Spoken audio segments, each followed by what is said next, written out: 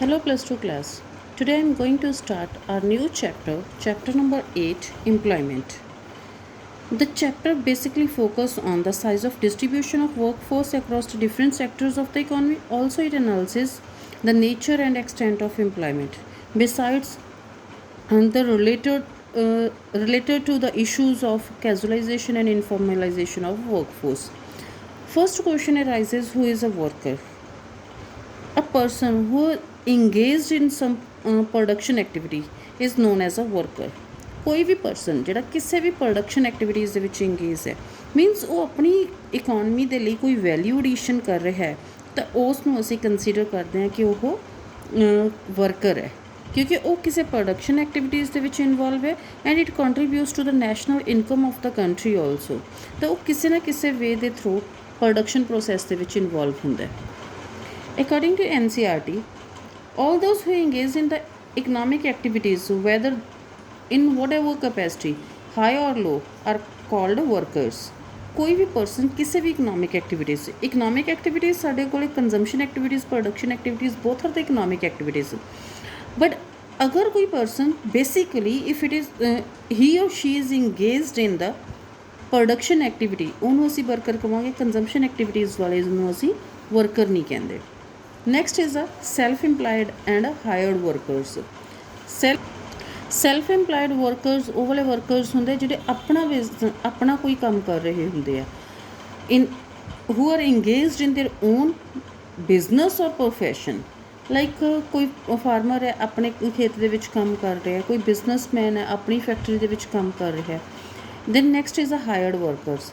Hired workers are those workers who are hired and paid wages salaries as a reward for their services. ਅਗਰ ਉਹ ਕੋਈ ਕੰਮ ਕਰ ਰਹੇ ਆ ਤਾਂ ਉਹਦੇ ਲਈ ਉਹਨਾਂ ਨੂੰ ਰਿਵਾਰਡ ਦੇ ਫਾਰਮ ਦੇ ਵਿੱਚ ਅਸੀਂ ਕੋਈ ਵੇਜਸ ਦੇ ਰਹੇ ਹਾਂ ਜਾਂ ਅਸੀਂ ਸੈਲਰੀਜ਼ ਦੇ ਰਹੇ ਹਾਂ. Like I am working at the school and I am getting salaries. Doctor working at the hospital ਉਹਨਾਂ ਨੂੰ ਸੈਲਰੀ ਮਿਲਦੀ ਹੈ. ਜਿਹੜੇ ਸਾਡੇ ਕੋਲ ਡੇਲੀ ਵੇਜ ਵਰਕਰਸ ਹੁੰਦੇ ਆ if they working in the farm ਜਾਂ ਕਿਸੇ ਹੋਰ ਐਕਟੀਵਿਟੀ ਦੇ ਵਿੱਚ ਇਨਵੋਲਵ ਹੈ ਤਾਂ ਉਹਨਾਂ ਨੂੰ ਵੇਜਸ ਦਿੱਤੀਆਂ ਜਾਂਦੀਆਂ. ਤਾਂ ਉਹ ਕਿਸੇ ਹੋਰ ਪਰਸਨ ਕੋਲ ਜਦੋਂ ਕੋਈ ਕੰਮ ਕਰਦਾ ਮੀਨਸ ਜਿੰਨੀਆਂ ਵੀ ਉਹਨਾਂ ਦੀਆਂ ਆਪਣੀਆਂ ਫੈਕਟਰ ਸਰਵਿਸਿਜ਼ ਹੁੰਦੀਆਂ ਕਿਸੇ ਹੋਰ ਨੂੰ ਦੇ ਰਹੇ ਹੁੰਦੇ ਆ ਐਂਡ ਉਹਦੇ ਬਦਲੇ ਦੇ ਵਿੱਚ ਉਹਨਾਂ ਨੂੰ ਰਿਵਾਰਡ ਦੇ ਫਾਰਮ ਦੇ ਵਿੱਚ ਵੇਜਸ ਜਾਂ ਸੈਲਰੀਜ਼ ਪ੍ਰੋਵਾਈਡ ਕੀਤੀਆਂ ਜਾਂਦੀਆਂ. Next we are having casual and regular workers. Casual workers daily wagers ਹੁੰਦੇ ਹੈਗੇ ਜਿਨ੍ਹਾਂ ਨੂੰ ਰੈਗੂਲਰ ਬੇਸਿਸ ਦੇ ਉੱਤੇ ਹਾਇਰ ਨਹੀਂ ਕੀਤਾ ਜਾਂਦਾ, ਨਾ ਉਹਨਾਂ ਨੂੰ ਕੋਈ ਸਿਕਿਉਰਿਟੀ ਬੈਨੀਫਿਟ ਇੰਟਾਈਟਲ ਹੁੰਦਾ ਲਾਈਕ ਪ੍ਰੋਵੀਡੈਂਟ ਫੰਡ ਹੋ ਗਿਆ, ਗ੍ਰੈਚੁਟੀ ਹੋ ਗਈ, ਉਹਨਾਂ ਨੂੰ ਕੁਛ ਨਹੀਂ ਪ੍ਰੋਵਾਈਡ ਕੀਤਾ ਜਾਂਦਾ. Next we are having regular workers ਜਿਹੜੇ ਪਰਮਾਨੈਂਟ ਪੇ ਰੋਲ ਦੇ ਉੱਤੇ ਹੁੰਦੇ ਹੈਗੇ ਮੀਨਸ ਉਹਨਾਂ ਨੂੰ ਸਾਰੇ ਦੇ ਸਾਰੇ ਸਿਕਿਉਰਿਟੀ ਬੈਨੀਫਿਟਸ ਵੀ ਪ੍ਰੋਵਾਈਡ ਕੀਤੇ ਜਾਂਦੇ ਹੈਗੇ. ਬੇਸਿਕਲੀ ਜਿਹੜੇ ਕੈਜੂਅਲ ਵਰਕਰਸ ਹੁੰਦੇ ਅਨਸਕਿਲਡ ਵਰਕਰਸ ਹੁੰਦੇ ਅਤੇ ਰੈਗੂਲਰ ਵਰਕਰਸ ਆ ਜਿਹੜੇ ਉਹ ਸਕਿਲਡ ਵਰਕਰਸ ਹੁੰਦੇ ਆ. Like engineers working in a factory skilled worker ਹੈ, ਜਦ ਕਿ ਕੰਸਟਰਕਸ਼ਨ ਸਾਈਟ ਦੇ ਉੱਤੇ ਕੋਈ ਵਰਕਰ ਹੈ ਜਿਹੜਾ ਵਰਕ ਕਰ ਰਿਹਾ ਉਹਨੂੰ ਅਸੀਂ ਅਨਸਕਿਲਡ ਵਰਕਰ ਕਹਿੰਦੇ ਹੈਗੇ. Next we are having, they have given again types of the workers. We are having two types of the workers, self-employed ਜਿਹੜੇ ਆਪਣੇ ਬਿਜ਼ਨਸ ਦੇ ਵਿੱਚ ਇੰਗੇਜ ਹੈ ਜਾਂ ਕੋਈ ਪ੍ਰੋਫੈਸ਼ਨ ਹੈ ਆਪਣਾ ਉਹਨਾਂ ਦਾ. ਹਾਇਰਡ ਵਰਕਰਸ ਜਿਹੜੇ ਕਿਸੇ ਹੋਰ ਪਰਸਨ ਕੋਲੇ ਕੰਮ ਕਰ ਰਹੇ ਹੈਗੇ. ਹਾਇਰਡ ਵਰਕਰਸ ਨੂੰ ਅੱਗੇ ਦੋ ਕੈਟਾਗਰੀਜ਼ ਵਿੱਚ ਕੈਟਾਗਰਾਈਜ਼ ਕੀਤਾ ਗਿਆ, ਕੈਜੂਅਲ ਵਰਕਰਸ ਜਿਹੜੇ ਡੇਲੀ ਵੇਜਰਸ ਹੁੰਦੇ ਆ ਐਂਡ ਰੈਗੂਲਰ ਵਰਕਰਸ ਜਿਹੜੇ ਪਰਮਾਨੈਂਟ ਪੇ ਰੋਲ ਦੇ ਉੱਤੇ ਹੁੰਦੇ ਆ. Next we are having different terms, labour supply, labour force and work force. What is a labour supply? Labour supply ਸਾਡੇ ਕੋਲ ਇੱਕ ਪਰਟੀਕੂਲਰ ਵੇਜ ਰੇਟ ਦੇ ਕਰਸਪੋਂਡਿੰਗ ਕਿੰਨੇ ਜਿਹੜੇ ਪਰਸਨਸ ਹੈ ਵਿਲਿੰਗ ਐਂਡ ਏਬਲ ਹੈ ਕੰਮ ਕਰਨ ਦੇ ਲਈ, willing and able at the different wage rate ਸਾਡੇ ਕੋਲ ਅਲੱਗ-ਅਲੱਗ ਵੇਜ ਰੇਟ ਦੇ ਉੱਤੇ. Like if they are getting less wages ਤਾਂ ਉਹਦੇ ਲਈ ਉਹ ਘੱਟ ਕੰਮ ਕਰਨ ਦੇ ਲਈ ਐਗਰੀ ਹੈ. ਲਾਈਕ ਇੱਕ ਦਿਨ ਦੇ ਵਿੱਚ ਉਹ 10 ਘੰਟੇ ਕੰਮ ਕਰ ਸਕਦੇ ਬਟ ਉਹ 6 ਘੰਟੇ ਕੰਮ ਕਰ ਰਹੇ ਆ. If they are getting more wages ਤਾਂ ਉਹ 10 ਆਵਰਸ ਵੀ ਵਰਕ ਕਰ ਸਕਦੇ. ਇੱਥੇ ਅਸੀਂ man hours of the work consider ਕਰਦੇ ਹਾਂ. ਮੈਨ ਆਵਰ ਸਾਡੇ ਕੋਲ ਇੱਕ ਮੈਨ ਆਵਰ ਹੈ ਜਿਹੜਾ that is equals to 8 working hours ਸਾਡੇ ਕੋਲ ਜਿਹੜੇ ਹੁੰਦੇ ਹੈਗੇ. ਤਾਂ ਹਮੇਸ਼ਾ ਇਹਨੂੰ ਵੇਜ ਦੇ ਰਿਲੇਟਡ ਅਸੀਂ ਲੈ ਕੇ ਚੱਲਦੇ ਹਾਂ. ਵੇਅਰ ਐਜ਼ ਵਰਕ ਫੋਰਸ ਹੈ ਉੱਥੇ ਸਾਨੂੰ ਵੇਜ ਰੇਟ ਦੇ ਨਾਲ ਕੁਛ ਨਹੀਂ ਮਤਲਬ ਹੁੰਦਾ ਕਿੰਨੇ ਪਰਸਨਸ ਜਿਹੜੇ ਵਰਕ ਕਰ ਰਹੇ ਆ ਜਾਂ ਵਿਲਿੰਗ ਟੂ ਵਰਕ ਹੈ ਅਸੀਂ ਉਹਨਾਂ ਨੂੰ ਕੰਸੀਡਰ ਕਰਦੇ ਹੈਗੇ. Here it is given labor supply ਸਾਡੇ ਕੋਲੇ this is refers to the supply of labor corresponding to different wage rates. Different wage rate according to the man days असी करने हैं। Whereas labour force it refers to the number of persons actually working or willing to work. It is not related to the wage rate. This is related to the wage rate. ਇਹ ਸਾਡੇ ਕੋਲ wage rate ਦੇ ਨਾਲ related ਹੁੰਦਾ, whereas it is not related to the wage rate. Labor supply, it can be increase or decrease even if we are having same number of workers. Like ਅਸੀਂ man hours ਲੈਣੇ ਹੈਗੇ, ਅਗਰ ਕੋਈ person 6 hours ਕੰਮ ਕਰ ਰਿਹਾ but 10 ਜਣੇ ਹੀ ਕੰਮ ਕਰ ਰਹੇ ਆ, ਅਤੇ ਦੂਸਰੇ ਪਾਸੇ ਜੇ ਅਸੀਂ 6 ਪਰਸਨਸ ਹੀ ਕੰਮ ਕਰ ਰਹੇ ਹਾਂ ਤਾਂ 10 ਆਵਰਸ ਵਰਕ ਕਰ ਰਹੇ ਤਾਂ ਉਹਦੇ ਨਾਲ ਸਾਡੇ ਕੋਲ ਜਿਹੜੀ ਲੇਬਰ ਸਪਲਾਈ ਆ ਉਹ ਇਨਕਰੀਜ਼ ਡਿਕਰੀਜ਼ ਹੋ ਜਾਏਗੀ। 10 ਪਰਸਨਸ ਹੀ ਵਰਕ ਕਰ ਰਹੇ ਆ, there is no change in the number of workers ਦੇ ਵਿੱਚ ਕੋਈ ਚੇਂਜ ਨਹੀਂ ਹੈਗੀ। ਨੰਬਰ ਆਫ ਵਰਕਰਸ ਸਾਡੇ ਕੋਲ ਉਨਾ ਹੀ ਹੈ, but number of hours what ever they are working ਉਹਦੇ ਵਿੱਚ ਅਗਰ ਸਾਡੇ ਕੋਲ ਚੇਂਜ ਹੋ ਜਾਂਦਾ ਹੈ ਤਾਂ ਉੱਥੇ ਅਸੀਂ ਕਹਿੰਦੇ ਦੇਰ ਇਜ਼ ਚੇਂਜ ਇਨਕਰੀਜ਼ ਔਰ ਡਿਕਰੀਜ਼ ਇਨ ਦ ਲੇਬਰ ਸਪਲਾਈ ਈਵਨ ਦੋ same number of workers are working. But ਇੱਥੇ ਸਾਡੇ ਕੋਲ ਅਗਰ ਸਾਡੇ ਕੋਲ ਲੇਬਰ ਫੋਰਸ ਦੇ ਵਿੱਚ ਕੋਈ ਚੇਂਜ ਹੋਏਗੀ, this is because of the number of persons who are actually working ਔਰ ਵਿਲਿੰਗ ਟੂ ਵਰਕ, ਤਾਂ ਉਹਨਾਂ ਦੇ ਇਨਕਰੀਜ਼ ਡਿਕਰੀਜ਼ ਹੋਣ ਦੇ ਨਾਲ ਹੀ ਸਾਡੇ ਕੋਲ ਲੇਬਰ ਸਪਲਾਈ ਇਨਕਰੀਜ਼ ਡਿਕਰੀਜ਼ ਹੁੰਦੀ ਹੈ। Next is a workforce refers to the number of persons actually working, does not count those who are willing to work। ਸਾਡੇ ਕੋਲ ਅਸੀਂ ਉਹਨਾਂ ਨੂੰ ਕੰਸੀਡਰ ਨਹੀਂ ਕਰਦੇ। ਮੀਨਸ ਅਨਇੰਪਲੋਇਮੈਂਟ ਅਗਰ ਅਸੀਂ ਫਾਈਂਡ ਆਊਟ ਕਰਨੀ ਹੈ ਤਾਂ ਸਾਨੂੰ ਵਰਕ ਫੋਰਸ ਦੀ ਜ਼ਰੂਰਤ ਹੋਏਗੀ। Labour force who are actually working and willing to work minus number of person not working but willing to work. Not working means willing to work ਵਾਲਿਆਂ ਨੂੰ ਕੱਢ ਦੇਣਾ ਤਾਂ ਸਾਡੇ ਕੋਲ ਐਕਚੁਅਲੀ ਵਰਕਿੰਗ ਰਹਿ ਜਾਣਗੇ, that is known as a work force. Unemployment ਅਸੀਂ ਵਰਕ ਫੋਰਸ ਫਾਈਂਡ ਆਊਟ ਕਰ ਲਈ, ਕਿੰਨੇ ਪਰਸਨ ਹੈ ਜਿਹੜੇ ਸਾਡੇ ਕੋਲ ਕੰਮ ਕਰ ਰਹੇ ਆ ਉਹਨਾਂ ਦੇ ਵਿੱਚੋਂ ਲੇਬਰ ਫੋਰਸ ਦੇ ਵਿੱਚੋਂ ਵਰਕ ਫੋਰਸ ਮਾਈਨਸ ਕਰਾਂਗੇ ਤਾਂ number of persons unemployed who are willing to work but they do not get work, ਅਸੀਂ ਉਹਨਾਂ ਨੂੰ ਕੰਸੀਡਰ ਕਰਦੇ ਹਾਂ। Then rate of unemployment find out ਕਰਨ ਦੇ ਲਈ we are considering here the labour force actually working and willing to work ਸਾਰਿਆਂ ਨੂੰ ਲੈ ਰਹੇ ਹਾਂ, ਅਸੀਂ ਟੋਟਲ ਪਾਪੂਲੇਸ਼ਨ ਨਹੀਂ ਲੈ ਰਹੇ ਹੈਗੇ। ਨੰਬਰ ਆਫ ਪਰਸਨਸ ਅਨਇੰਪਲਾਇਡ ਕਿੰਨੇ ਪਰਸਨਸ ਹੈ ਜਿਹੜੇ ਕੰਮ ਕਰਨਾ ਚਾਹੁੰਦੇ but they do not get work divided by size of the labor force into 100. Next we are having rate of participation ਅਸੀਂ total population ਦੇ basis ਦੇ ਉੱਤੇ find out ਕਰਦੇ ਹੈਗੇ। this is ਕਿ ਕਿੰਨੇ ਐਕਚੁਅਲੀ ਲੋਕ ਆ ਜਿਹੜੇ ਪਾਰਟੀਸਪੇਟ ਕਰ ਰਹੇ ਆ। Total work force actually working people divided by total population into 100 ਸਾਡੇ ਕੋਲ ਆ ਜਾਏਗਾ rate of participation. Why do people work and why should we study about the working people. ਲੋਕ ਕੰਮ ਕਿਉਂ ਕਰਦੇ ਆ? First thing they want to earn living, ਕਿ ਉਹਨਾਂ ਨੇ ਕੰਮ ਕਰਨਾ ਹੈ ਕਿਉਂਕਿ ਉਹਨਾਂ ਨੂੰ ਅਰਨ ਕਰਨਾ ਪੈਣਾ, ਬਿਕੋਜ਼ ਬਹੁਤ ਸਾਰੇ ਲੋਕ ਆ ਜਿਹੜੇ ਉਹਨਾਂ ਦੇ ਉੱਤੇ ਡਿਪੈਂਡ ਕਰ ਰਹੇ ਹੁੰਦੇ ਹੈਗੇ। ਇਹਦੇ ਨਾਲ ਸੈਲਫ ਸਟੀਮ ਆਉਂਦੀ ਹੈ ਕਿਉਂਕਿ ਅਗਰ ਅਸੀਂ ਕੁਛ ਅਰਨ ਕਰ ਰਹੇ ਹਾਂ ਤਾਂ ਸਾਡੇ ਕੋਲੇ ਸਾਨੂੰ ਆਪਣੇ ਆਪ ਦੇ ਬਾਰੇ ਵਿੱਚ ਜਾਣਨ ਦਾ, ਕਿਉਂਕਿ ਅਸੀਂ ਕਿੰਨਾ ਅਰਨ ਕਰ ਸਕਦੇ ਹੈਗੇ, ਠੀਕ ਹੈ। This is a self esteem and it is also contribution to the GDP of the nation. ਅਗਰ ਅਸੀਂ ਜ਼ਿਆਦਾ ਕੰਟਰੀਬਿਊਟ ਕਰ ਰਹੇ ਹਾਂ it means it's a global pride for us, ਕਿ ਸਾਡੇ ਕੋਲ ਸੈਂਸ ਆਫ ਗਲੋਬਲ ਪ੍ਰਾਈਡ ਆਉਂਦੀ ਹੈ। ਬਿਕੋਜ਼ ਅਸੀਂ ਅਗਰ ਕੰਟਰੀਬਿਊਟ ਕਰ ਰਹੇ ਹਾਂ, ਜ਼ਿਆਦਾ ਕੰਟਰੀਬਿਊਟ ਕਰ ਰਹੇ ਹਾਂ ਤਾਂ ਸਾਡੀ ਗਰੋਥ ਜ਼ਿਆਦਾ ਹੋ ਰਹੀ ਹੈ, ਅਗਰ ਅਸੀਂ ਲੈਸ ਕੰਟਰੀਬਿਊਟ ਕਰ ਰਹੇ ਹਾਂ ਤਾਂ ਸਾਡੀ ਗਰੋਥ ਵੀ ਲੈਸ ਹੋ ਰਹੀ ਹੈ। Now why we are studying about the working people. ਕਿਉਂ ਸਾਨੂੰ ਸਟੱਡੀ ਕਰਨਾ ਪੈਂਦਾ ਹੈ? ਬਿਕੋਜ਼ ਸਭ ਤੋਂ ਫਸਟ ਥਿੰਗ ਆਉਂਦੀ ਹੈ ਸਾਨੂੰ ਕੁਆਲਿਟੀ ਅਤੇ ਕੁਆਂਟਿਟੀ ਦਾ ਪਤਾ ਲੱਗ ਜਾਂਦਾ ਹੈ ਕਿ ਵਰਕ ਫੋਰਸ ਕਿੱਦਾਂ ਦੀ ਹੈ, ਕਿਸ ਤਰ੍ਹਾਂ ਦੇ ਪਰਸਨਸ ਆ, ਉਹਨਾਂ ਦੀ ਜਿਹੜੀ ਪਾਰਟੀਸਪੇਸ਼ਨ ਰੇਟ ਕਿੰਨਾ ਹੈ, ਕਿੰਨੇ ਲੋਕ ਕੰਮ ਕਰ ਰਹੇ ਹੈਗੇ। ਐਂਡ ਉਸ ਤੋਂ ਬਾਅਦ ਅਲੱਗ-ਅਲੱਗ ਸੈਕਟਰਸ ਦੇ ਵਿੱਚ ਸਾਡੇ ਕੋਲ 3 ਸੈਕਟਰਸ ਆਉਂਦੇ ਆ, primary sector, secondary sector and tertiary sector. ਹਰ ਇੱਕ ਗਰੁੱਪ ਦੇ ਵਿੱਚ ਕਿੰਨੇ ਲੋਕ ਕੰਮ ਕਰ ਰਹੇ and how much they are contributing toward the GDP। Next ਸਾਡੇ ਕੋਲ ਆਉਂਦਾ ਹੈ ਕਿ ਸਾਡੇ ਕੋਲ ਕੁਛ ਸੋਸ਼ਲ ਇਸ਼ੂਜ਼ ਹੁੰਦੇ ਆ, ਜਿਵੇਂ ਸੋਸ਼ਲ ਸਿਕਿਉਰਿਟੀ ਹੋ ਗਈ, ਵਰਕਰਸ ਦੀ ਵਰਕ ਇਨਵਾਇਰਮੈਂਟ ਕਿੱਦਾਂ ਦਾ, ਉਹਨਾਂ ਦੀ ਐਕਸਪਲੋਇਟੇਸ਼ਨ ਤਾਂ ਨਹੀਂ ਹੋ ਰਹੀ, ਇਸ ਚੀਜ਼ ਨੂੰ ਜਾਣਨ ਦੇ ਲਈ ਅਸੀਂ ਸਟੱਡੀ ਕਰਦੇ ਹਾਂ। And next man power planning ਦੇ ਲਈ ਕਿ ਸਾਡੇ ਕੋਲ ਕਿੰਨੇ ਲੋਕ ਹੈ ਤਾਂ ਉਹਨਾਂ ਨੂੰ ਅਲੱਗ-ਅਲੱਗ ਸੈਕਟਰਸ ਦੇ ਵਿੱਚ ਅਸੀਂ ਕਿੰਨਿਆਂ ਨੂੰ ਕਿਸ ਜਗ੍ਹਾ ਦੇ ਉੱਤੇ ਕੰਮ ਕਰਵਾ ਸਕਦੇ ਹਾਂ। And in this chapter basically ਤੁਹਾਡੇ ਕੋਲ ਕੀ ਆਉਂਦਾ, ਡਾਟਾ ਸਭ ਤੋਂ ਜ਼ਿਆਦਾ ਆਉਂਦਾ, ਤਾਂ ਤੁਹਾਡੇ ਕੋਲ ਡਾਟਾ ਦੇ ਬੇਸ ਦੇ ਉੱਤੇ ਸਾਰਾ ਚੈਪਟਰ ਆਉਂਦਾ ਹੈ। Next is the size of work force in India. ਸਾਡੇ ਕੋਲ 47.3 ਕਰੋੜ ਪੀਪਲ ਹੈ ਜਿਹੜੇ ਉਹ ਵਰਕ ਕਰ ਰਹੇ ਹੈਗੇ। ਟੋਟਲ ਵਰਕਫੋਰਸ ਸਾਡੇ ਕੋਲ ਜਿਹੜੀ ਆਉਂਦੀ ਹੈ ਉਹਦੇ ਵਿੱਚੋਂ 70% ਜਿਹੜੇ ਹੈਗੇ ਉਹ ਮੇਲ ਐਂਡ 30% ਫੀਮੇਲ ਵਰਕਰਸ ਹੈ।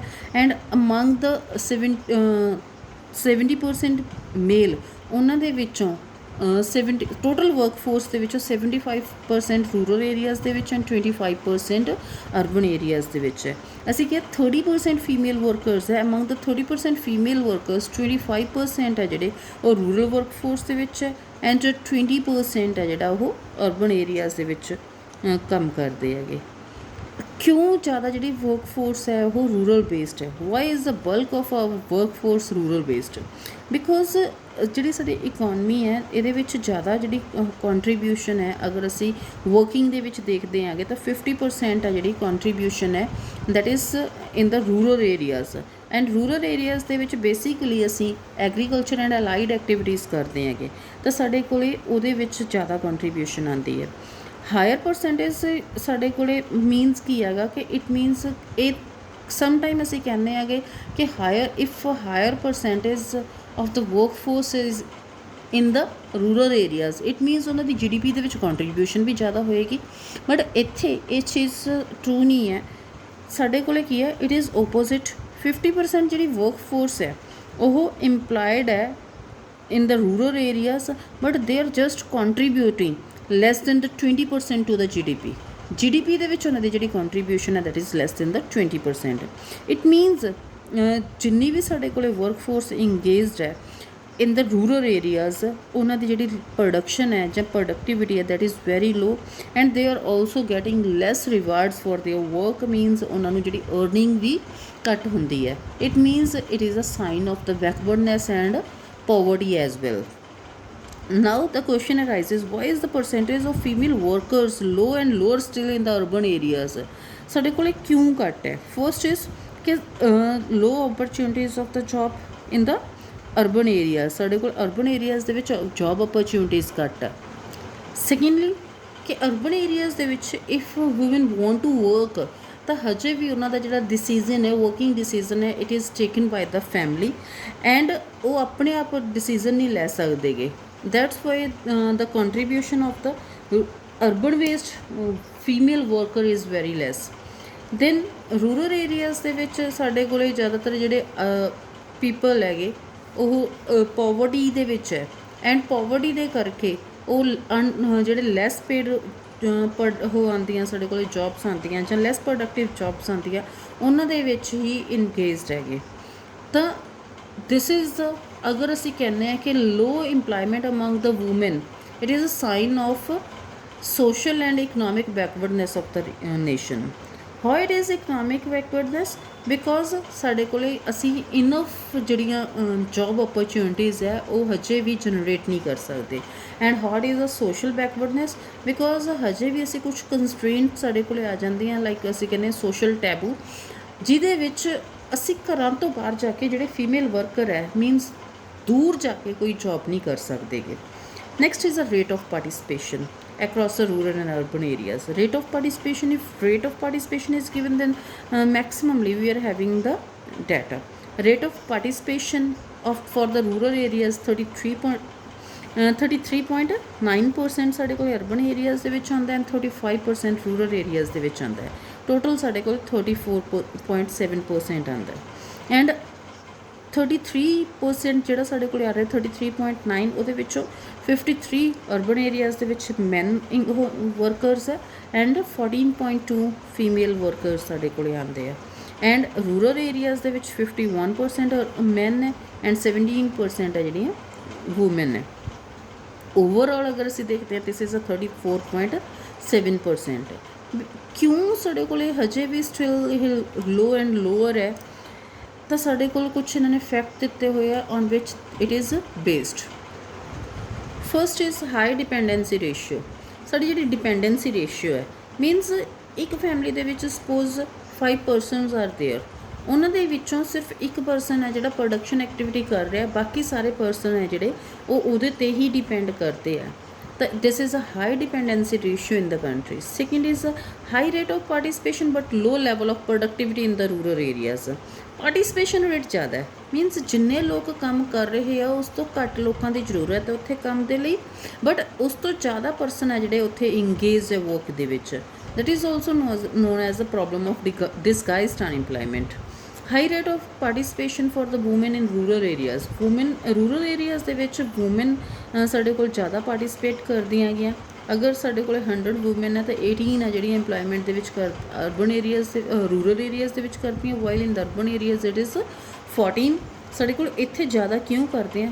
First thing is a poverty ਉਹਨਾਂ ਨੂੰ ਐਜੂਕੇਸ਼ਨ ਅਵੋਇਡ ਕਰਕੇ ਪਹਿਲਾਂ ਹੀ ਇੰਪਲੋਇਮੈਂਟ ਦੇ ਵਿੱਚ ਉਹਨਾਂ ਨੂੰ ਇੰਗੇਜ ਕਰ ਦਿੰਦੀ ਹੈ। This is employment even without education ਸਾਡੇ ਕੋਲ ਪ੍ਰਾਇਓਰਟੀ ਆ ਜਾਂਦੀ ਹੈ। ਐਜੂਕੇਸ਼ਨ ਦੀ ਕੋਈ ਜ਼ਰੂਰਤ ਨਹੀਂ, ਬਟ ਤੁਹਾਨੂੰ ਕੰਮ ਕਰਨਾ ਪਏਗਾ।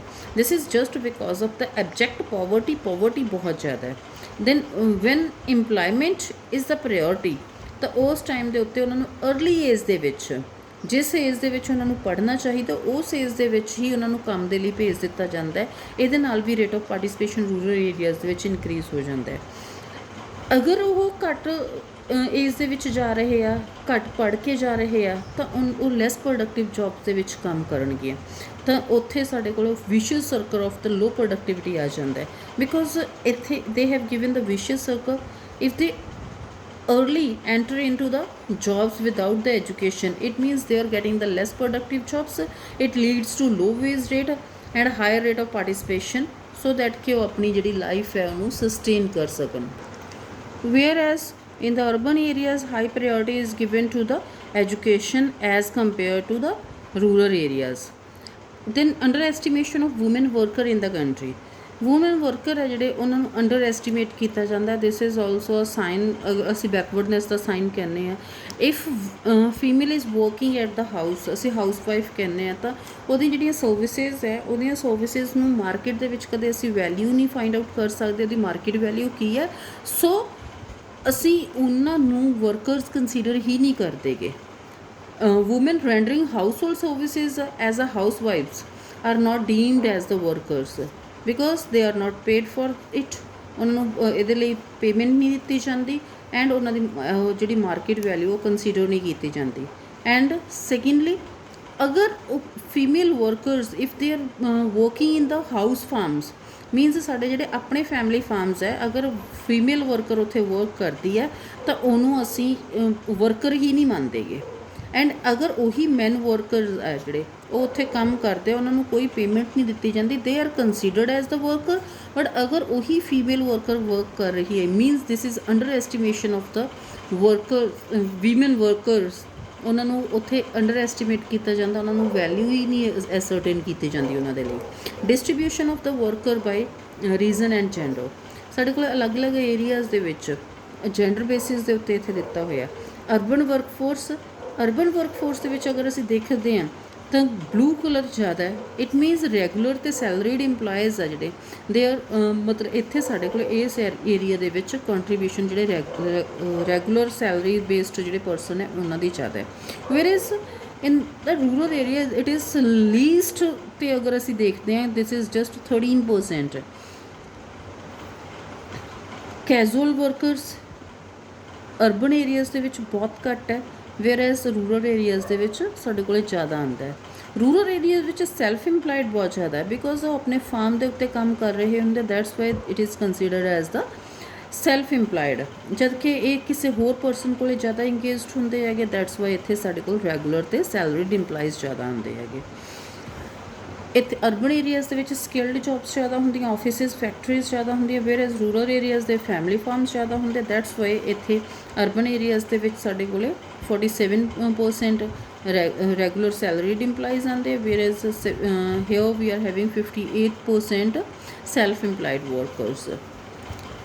ਇਨ rural areas non farm job opportunities ਜਿਹੜੀਆਂ ਹੈਗੀਆਂ ਉਹ ਘੱਟ ਹੁੰਦੀਆਂ ਹੈਗੀਆਂ ਬਿਕੋਜ਼ ਜ਼ਿਆਦਾਤਰ ਜਿਹੜਾ ਉਹ ਹੁੰਦੇ ਹੈਗੇ ਸਾਡੇ ਕੋਲ ਕੋਈ ਸਕਿੱਲ ਜਾਂ ਉਹ ਨਹੀਂ ਦਿੱਤੀ ਜਾਂਦੀ, ਟ੍ਰੇਨਿੰਗ ਨਹੀਂ ਦਿੱਤੀ ਜਾਂਦੀ। ਵੇਅਰਐਜ਼ ਨੋਨ ਫਾਰਮ ਐਕਟੀਵਿਟੀਜ਼ ਦੇ ਵਿੱਚ ਅਸੀਂ ਸਕਿੱਲਸ ਜਿਹੜੀਆਂ ਉਹਨਾਂ ਨੂੰ ਪ੍ਰੈਫਰ ਕਰਦੇ ਹੈਗੇ। Next we are having percentage of male and female according to the gender they have given. Self employed ਦੋਨਾਂ ਦੇ ਵਿੱਚ ਸੇਮ ਹੀ ਆਉਂਦੇ ਹੈਗੇ, ਮੇਲ ਐਂਡ ਫੀਮੇਲ। ਐਂਡ ਉਸ ਤੋਂ ਬਾਅਦ ਸਾਡੇ ਕੋਲੇ ਮੇਲ ਮੈਂਬਰਸ ਆ ਰੈਗੂਲਰਲੀ ਉਹਨਾਂ ਨੂੰ ਰੈਗੂਲਰ ਵਰਕਰਸ ਦੇ ਵਿੱਚ ਜ਼ਿਆਦਾ ਆ ਜਾਂਦੇ ਆ, ਫੀਮੇਲ ਮੈਂਬਰਸ ਘੱਟ ਆਉਂਦੇ। ਮੇਲ ਮੈਂਬਰਸ ਆ ਜਿਹੜੀ ਉਹਨਾਂ ਦੀ ਪਰਸੈਂਟੇਜ ਕੈਜੂਅਲ ਲੇਬਰਸ ਦੇ ਵਿੱਚ ਦੇ they are at the same rate, but ਇੱਥੇ ਕੈਜੂਅਲ ਵਰਕਰਸ ਲੇਬਰਸ ਦੇ ਵਿੱਚ ਜ਼ਿਆਦਾ ਆਉਂਦੇ ਹੈਗੇ।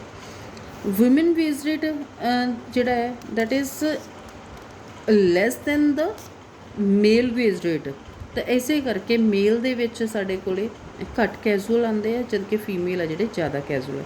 ਐਂਡ ਇਹਦਾ ਸੈਕਿੰਡ ਰੀਜ਼ਨ ਕੀ ਹੁੰਦਾ ਹੈ? ਪੋਵਰਟੀ, ਬਿਕੋਜ਼ ਪੋਵਰਟੀ ਦੇ ਕਰਕੇ they have a compulsion to move for the jobs, so that even though at the low wage rate ਉਹ ਕੰਮ ਕਰਨ ਦੇ ਲਈ ਐਗਰੀ ਹੋ ਜਾਂਦੇ ਆ। Next we are having self employed, ਸਾਡੇ ਕੋਲੇ ਇੱਕ ਸਿਗਨੀਫਿਕੈਂਸ ਸੋਰਸ ਹੈ ਲਿਵਲੀਹੁੱਡ ਦਾ। ਫਸਟ, ਲਿਟਰੇਸੀ ਰੇਟ ਸਾਡੇ ਕੋਲੇ ਘੱਟ ਹੈ, ਤਾਂ ਜ਼ਿਆਦਾਤਰ ਉਹ ਅਨਸਕਿਲਡ ਵਰਕਰਸ ਆ ਜਿਹੜੇ ਉੱਥੇ ਕੰਮ ਕਰ ਰਹੇ ਹੁੰਦੇ ਆ, ਤਾਂ ਉਹ ਲੋ ਵੇਜ ਰੇਟ ਦੇ ਉੱਤੇ ਕੰਮ ਕਰਨ ਦੇ ਲਈ ਐਗਰੀ ਹੋ ਜਾਂਦੇ ਆ। ਸੈਕਿੰਡ, ਫੀਮੇਲ ਜਿਹੜੇ ਵਰਕਰਸ ਹੈ ਉਹਨਾਂ ਦੇ ਵਿੱਚ ਮੋਬਿਲਿਟੀ ਬਹੁਤ ਘੱਟ ਹੁੰਦੀ ਹੈ, ਤਾਂ ਸਾਡੇ ਕੋਲ ਅਲੱਗ-ਅਲੱਗ ਰੀਜ਼ਨਸ ਦੇ ਵਿੱਚ ਅਸੀਂ ਜਾ ਕੇ ਕੰਮ ਨਹੀਂ ਕਰ ਸਕਦੇਗੇ। ਨੈਕਸਟ, ਅੰਡਰ ਇੰਪਲਾਇਮੈਂਟ ਹੈ ਜਿਹੜੀ ਸਾਡੇ ਕੋਲੇ, ਉਹਦੇ ਕਰਕੇ because of the low investment ਸਾਡੇ ਕੋਲ ਅੰਡਰ ਇੰਪਲਾਇਮੈਂਟ ਜ਼ਿਆਦਾ, ਦੈਟਸ ਵਾਈ ਉਹ ਲੋ ਵੇਜ ਰੇਟ ਦੇ ਉੱਤੇ ਕੰਮ ਕਰਨ ਲਈ ਤਿਆਰ ਹੋ ਜਾਂਦੇ ਆ। Next topic is occupational structure or distribution of workforce by the industry. Industries ਨੂੰ ਅਸੀਂ 8 ਪਾਰਟ ਦੇ ਵਿੱਚ ਡਿਵਾਈਡ ਕੀਤਾ: agriculture, mining and quarrying, manufacturing, electricity, gas and water supply, construction, trade, transportation, storage and services. Again we have clubbed this into the 3 categories। ਸਾਡੇ ਕੋਲ 3 major sectors ਦੇ ਵਿੱਚ ਇਹਨਾਂ ਨੂੰ ਕਲੱਬ ਕੀਤਾ ਗਿਆ। ਫਸਟ ਸੈਕਟਰ ਦੇ ਵਿੱਚ ਸਾਡੇ ਕੋਲ ਪ੍ਰਾਇਮਰੀ ਸੈਕਟਰ ਆਉਂਦਾ ਹੈ। Primary sector because basically natural ਸਾਡੇ ਕੋਲ ਰਿਸੋਰਸਿਸ ਹੁੰਦੇ, ਉਹਨਾਂ ਨੂੰ ਐਕਸਪਲੋਇਟ ਕਰਨ ਦੇ ਲਈ ਜਾਂ ਉਹਨਾਂ ਨੂੰ ਫਾਈਂਡ ਆਊਟ ਕਰਨ ਦੇ ਲਈ ਜਿਹੜਾ ਸੈਕਟਰ ਇੰਗੇਜ ਹੁੰਦਾ that is called primary sector. ਔਰ ਇਹਦੇ ਵਿੱਚ ਸਾਡੇ ਕੋਲ ਐਗਰੀਕਲਚਰ, ਮਾਈਨਿੰਗ ਐਂਡ ਕੁਐਰਿੰਗ, ਇਹਦੇ ਵਿੱਚ ਅਸੀਂ ਸਾਡੇ ਕੋਲ ਬੇਸਿਕਲੀ ਜਿਹੜੀਆਂ ਐਕਟੀਵਿਟੀਜ਼ ਆਉਂਦੀਆਂ ਫੋਰੈਸਟਰੀ, ਮਾਈਨਿੰਗ, ਕੁਐਰਿੰਗ, ਸਾਡੇ ਕੋਲ ਸਾਰੀਆਂ ਦੇ ਸਾਰੀਆਂ ਐਕਟੀਵਿਟੀਜ਼ ਆ ਜਾਂਦੀਆਂ।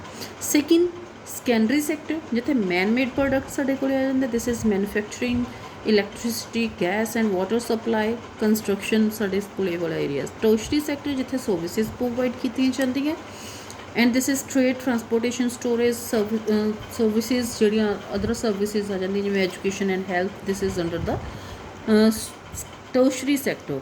ਇੰਡੀਆ ਦੇ ਵਿੱਚ major population is engaged in the primary sector because rural based ਸਾਡੇ ਕੋਲ 50% ਆ ਜਾਂਦੀ, ਅਰਬਨ ਬੇਸਡ ਫਿਰ ਵੀ ਟਰਸ਼ਰੀ ਸੈਕਟਰ ਦੇ ਵਿੱਚ ਆਉਂਦੀ ਹੈ। Then second highest is 31% in the tertiary sector and least ਸਾਡੇ ਕੋਲ ਸੈਕੰਡਰੀ ਸੈਕਟਰ ਦੇ ਵਿੱਚ ਆਉਂਦਾ ਹੈ। ਅਗਰ ਅਸੀਂ ਪ੍ਰਾਇਮਰੀ ਸੈਕਟਰ ਦੇ ਉੱਤੇ ਜ਼ਿਆਦਾ ਡਿਪੈਂਡ ਕਰਦੇ ਹਾਂ, this is a sign of the backwardness because ਸਾਡੀ ਜਿਹੜੀ ਪ੍ਰੋਡਕਸ਼ਨ ਤੇ ਲੋ ਹੈਗੀ ਸਾਡੀ ਪ੍ਰੋਡਕਟਿਵਿਟੀ ਵੀ ਲੋ ਹੈ as compare to the other countries, and it means ਸਾਡੇ ਕੋਲੇ ਹਜੇ ਵੀ ਵੇਜ ਰੇਟ ਆ ਜਿਹੜੇ ਅਸੀਂ ਸਿਰਫ ਜਸਟ ਸਬਸਿਸਟੈਂਸ ਲਈ ਉਹਨਾਂ ਨੂੰ ਜਿੰਨੀ ਦੀ ਜ਼ਰੂਰਤ ਹੁੰਦੀ ਅਸੀਂ ਉਹਨੇ ਪ੍ਰੋਵਾਈਡ ਕਰ ਰਹੇ ਹਾਂ, not we are giving them more than that।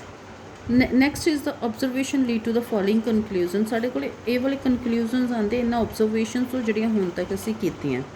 Veg rate ਆ ਜਿਹੜਾ ਉਹ ਸਾਡੇ ਕੋਲ ਪ੍ਰਾਇਮਰੀ ਸੈਕਟਰ ਦੇ ਵਿੱਚ ਘੱਟ ਹੈ as compare to the secondary and the tertiary sector, and this is a sign of the backwardness. Secondary sector ਜਿਹੜਾ ਹੈ ਪ੍ਰਾਇਮਰੀ ਸੈਕਟਰ ਅਤੇ ਸੈਕੰਡਰੀ ਸੈਕਟਰ ਪ੍ਰੋਪਰਲੀ ਆਪਣੀ ਜਿਹੜੀਆਂ ਸਰਵਿਸਿਜ਼ ਹੈਗੀਆਂ ਉਹਨਾਂ ਨੂੰ ਪ੍ਰੋਵਾਈਡ ਨਹੀਂ ਕਰ ਸਕਦਾ ਗਾ, ਉੱਥੇ ਉਹ ਇੰਪਲੋਇਮੈਂਟ ਓਪਰਚੁਨਿਟੀਜ਼ ਜਨਰੇਟ ਕਰਨ ਦੇ ਵਿੱਚ ਫੇਲ ਹੋ ਜਾਂਦਾ। ਤਾਂ ਸਾਡੇ ਕੋਲ ਇਸੇ ਕਰਕੇ ਜਿਹੜੀ ਸੈਕੰਡਰੀ ਅਤੇ ਟਰਸ਼ਰੀ ਸੈਕਟਰ ਸਾਡੇ ਕੋਲ ਪ੍ਰੋਪਰ ਨਹੀਂ ਹੋ ਕਰ ਰਿਹਾ, that's why major population is engaged in the primary sector. This is another sign of the backwardness ਅਸੀਂ ਕਹਿੰਦੇ ਹਾਂ। ਇੰਡਸਟਰੀਅਲਾਈਜੇਸ਼ਨ ਸਭ ਤੋਂ ਲਾਸਟ ਦੇ ਉੱਤੇ ਅਸੀਂ ਉਹ ਕਰਦੇ ਆਂਗੇ, ਐਂਡ ਬਿਕੋਜ਼ ਅਸੀਂ ਕੋਈ ਵੀ ਸਾਡੇ ਕੋਲ ਲੀਡਿੰਗ ਸੈਕਟਰ ਨਹੀਂ ਆਉਂਦਾ ਗਾ ਗਰੋਥ ਦਾ, ਜਿੱਥੇ ਅਸੀਂ ਇਹ ਕਹਿ ਸਕੀਏ ਕਿ ਸਾਡੇ ਕੋਲ ਇੰਡਸਟਰੀਅਲਾਈਜੇਸ਼ਨ ਨੂੰ ਅਸੀਂ ਪ੍ਰਮੋਟ ਕਰਦੇ ਹਾਂ। Next is distribution of rural urban workforce across different sectors. Primary sector ਦੇ ਵਿੱਚ ਰੂਰਲ ਬੇਸਡ ਜਿਹੜੀ ਜ਼ਿਆਦਾ ਹੈ 59.8% ਵਰਕਰਸ ਇੰਗੇਜਡ ਹੈ, 20% in the secondary sector and tertiary sector 19% only, whereas this is 6.6 because urban areas ਦੇ ਵਿੱਚ ਸਾਡੇ ਕੋਲ ਲੈਂਡ ਬਹੁਤ ਘੱਟ ਹੁੰਦੀ ਹੈ ਜਿੱਥੇ ਉਹ ਖੇਤੀ ਕੀਤੀ ਜਾ ਸਕੇ।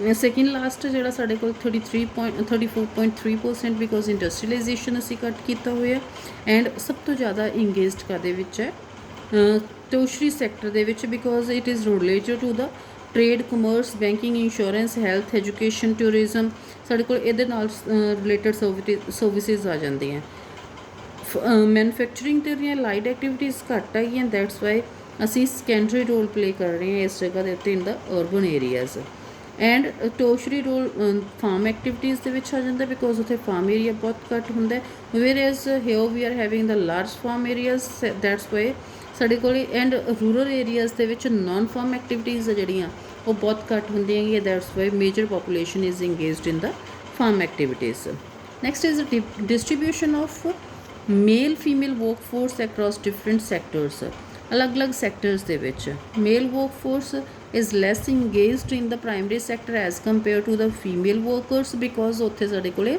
ਮੋਬਿਲਿਟੀ ਹੈ ਜਿਹੜੀ ਬੇਸਿਕਲੀ ਸਭ ਤੋਂ ਜ਼ਿਆਦਾ ਘੱਟ ਹੁੰਦੀ ਹੈ ਫੀਮੇਲ ਵਰਕਰਸ ਦੇ ਵਿੱਚ ਈਵਨ ਦੋ ਆਪਣੇ ਹੋਮ ਦੇ ਕਲੋਜ਼ ਜਿਹੜੇ ਵੀ ਉਹਨਾਂ ਨੂੰ ਕੋਈ ਕੰਮ ਮਿਲਦਾ ਹੈ ਤਾਂ ਉਹ ਕਰਨ ਲਈ ਤਿਆਰ ਹੋ ਜਾਂਦੀਆਂ at the less wage rate then secondary sectors ਦੇ ਵਿੱਚ 26.5% male workers are engaged and this is 17%.